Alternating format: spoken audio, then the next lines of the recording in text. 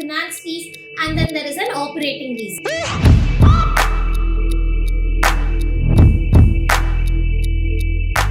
There are internal auditors everywhere, then how did that Vijay Mallya fraud even happen? Gross profit will give me the sales. Are internal auditors as independent as external auditors?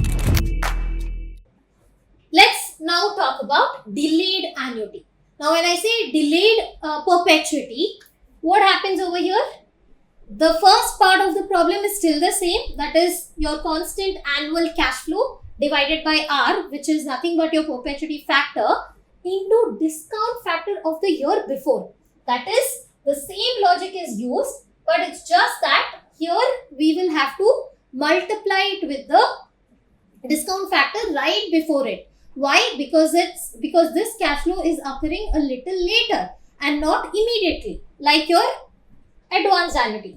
So $200,000 is received at the end of every year, starting at the end of year 3, not today, right? For the foreseeable future. So you saw this word foreseeable future, so it's perpetuity. So the formula will still remain the same, 200,000 divided by 6%, but this time I'm multiplying it with 0.89. What is this 0.89? It is the discount rate at 6% for year 2.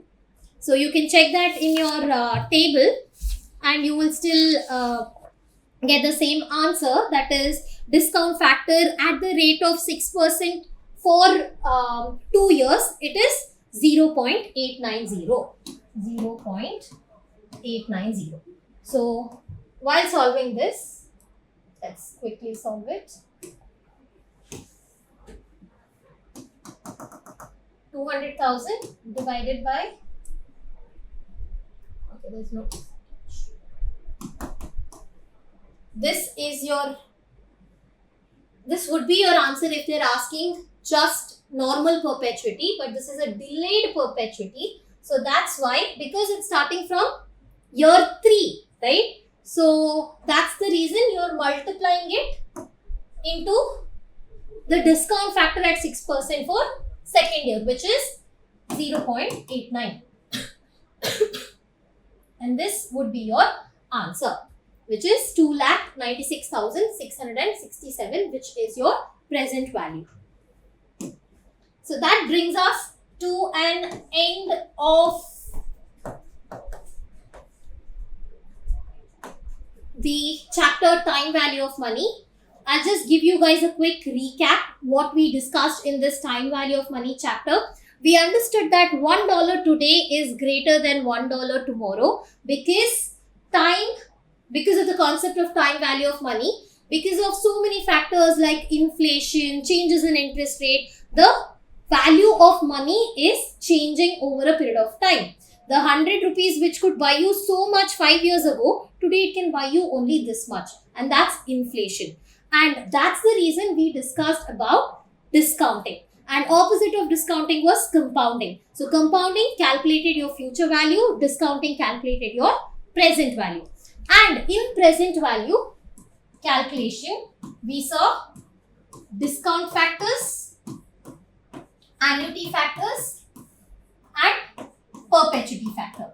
You will use discount factors when the cash flows are uneven in nature, which means they are different every year. You'll use annuity factor when the cash flows are even in nature, which means they are same every year, or when they are constant and this has a timeline.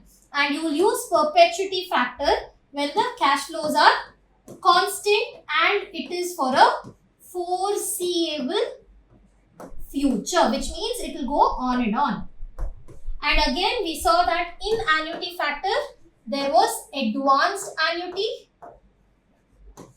and delayed annuity. So advanced annuity, we saw that it starts from year 0 itself. So you do not discount it. You take it as it is.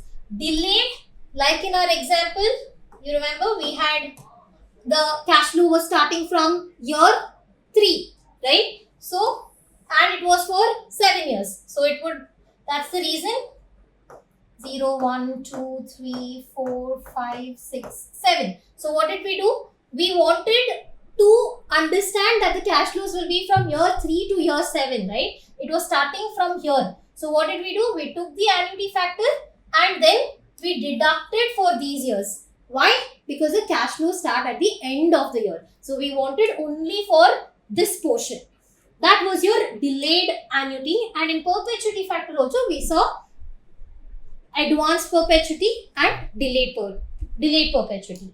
So this brings us to an end of time value of money chapter, and this chapter is very, very important because all of this will be asked together in a jumbo problem and you should be in a position to understand the concept. So I'll see you guys in the next one.